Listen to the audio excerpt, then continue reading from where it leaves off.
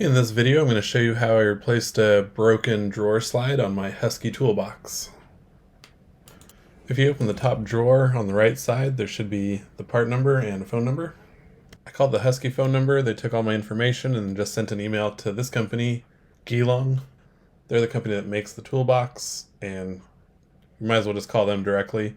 I was able to order the new drawer slides for about $40 shipped, and a few days later I had new slides. Started out by removing the drawer, and you can see all the carnage left behind by the broken slide. Just removing all the debris from both sides. It's hard to tell from the picture here, but the slide that isn't broken isn't bent, and you can see there's a slight bend in this one, which is probably why all the bearings fell out. Both sides are bent actually, and I'll put a straight edge up here so you can see, probably from being overloaded. I'm going to install a little catcher for all the debris, because we're going to be drilling out rivets and I don't want that falling into the slide below. Using a drill bit to drill out rivets usually ends up spinning the rivet in the hole or accidentally drilling the hole larger than it's meant to be. I think the safest option is just using a burr to remove the head of the rivet, and usually the body just pushes through. Here I'm using a 1/2 inch carbide high-speed burr. It has a ball end, which I think is perfect for drilling out rivets like this.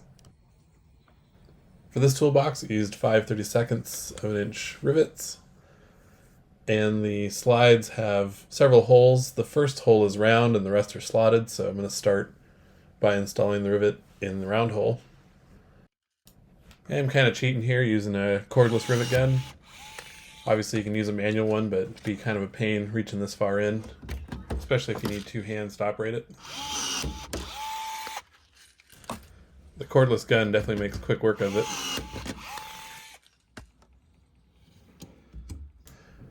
Oh, the left side's done. We'll speed through the other side real quick. For some reason there's only 2 rivets on this side and there were 3 on the other. I think the original rivets were steel, and all I could find were aluminum ones.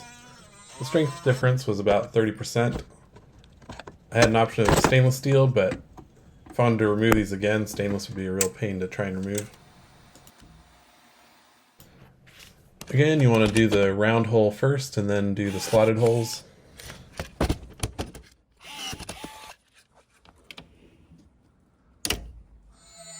I think I got my technique down. This is going pretty quickly.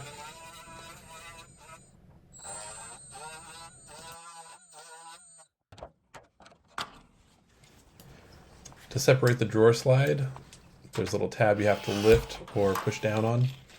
And now I'm just riveting the drawer portion of the slide to the drawer. Having quality tools makes this job really fun. Using a manual rivet gun is really tedious. This is part of the reason I don't mind investing in quality tools. When putting the drawer back in, it's easier if you have the drawer below pulled out to act as a support. This will help you align the slide track back together, especially if you're doing this on your own.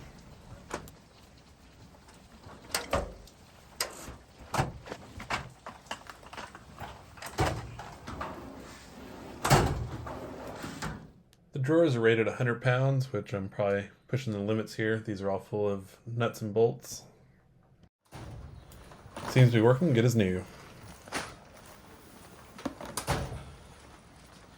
If any of you are interested in what tools these were, this is the M12 rivet gun.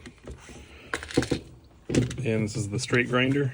It's basically a more powerful Dremel with a 1/4 inch collet.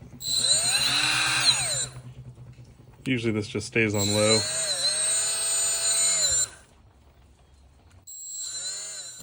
A lot of people like to mount their vise onto their toolbox, but I found that makes everything vibrate, especially if I'm using a Sawzall or something, so I made this little frame that bolts onto the ground through the concrete. And it basically isolates my vise from the toolbox, and it mounts a little bit lower too. The locking mechanism on this toolbox is terrible. There's so many drawers with so many latches that the key was almost impossible to turn, and it didn't really lock the drawers that well. You could still force them open. So I made this little lock bracket that clips onto the bottom of the toolbox. and I can put a padlock through. And it basically keeps all the drawers closed. Well, that about wraps it up. Thanks again for watching.